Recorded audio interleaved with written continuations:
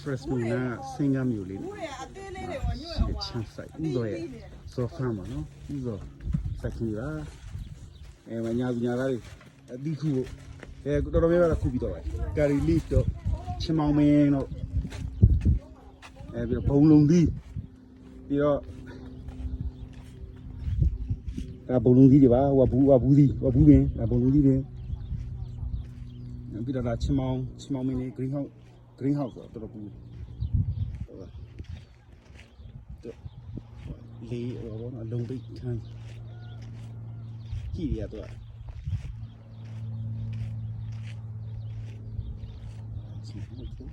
တတိယလက်တေကယူပြီးတော့သူ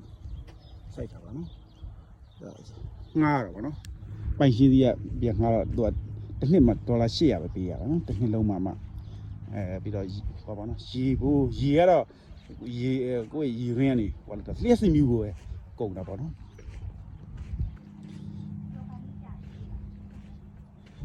အမေရိကန်မှာချမ်းဆိုင်အဲ့လိုမျိုးတော့ငှားရတာပေါ့နော်ဒါဘူးပြင်တစ်နှစ်ကို$800လောက်ပဲဒါဘာပင်ဒါကီမွန်းဒါဖရဲဒီပင်ကမြူရွက်ခုန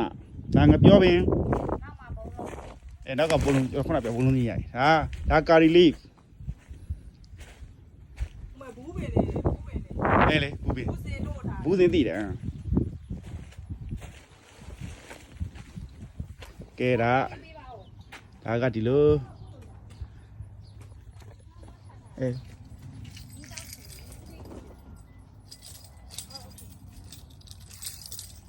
ဒါပါမနော်စူပုတ်ရွက်ပင်တို့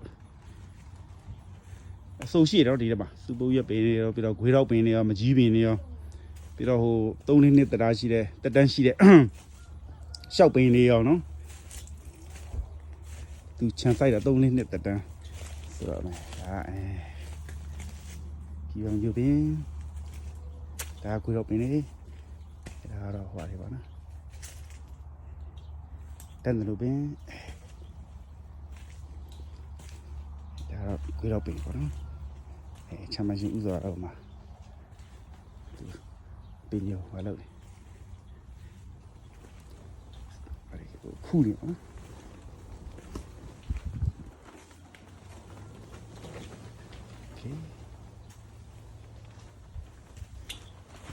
အပင်များတဲ့ဘက်ကျတော့နည်းနည်း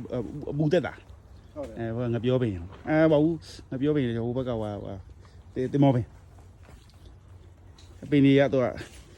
ဟိုကြောင့်မို့အရွက်တွေကြောင့်မို့ဘာဖြစ်လဲဒါပါရှောက်ပင်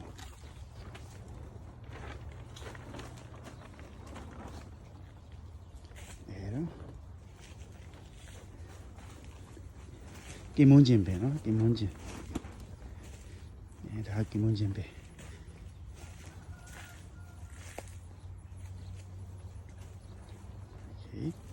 ဒါရှောက်ပင်တွေပေါ့နော်โอเคကျွန်တော်ဇော်ဖ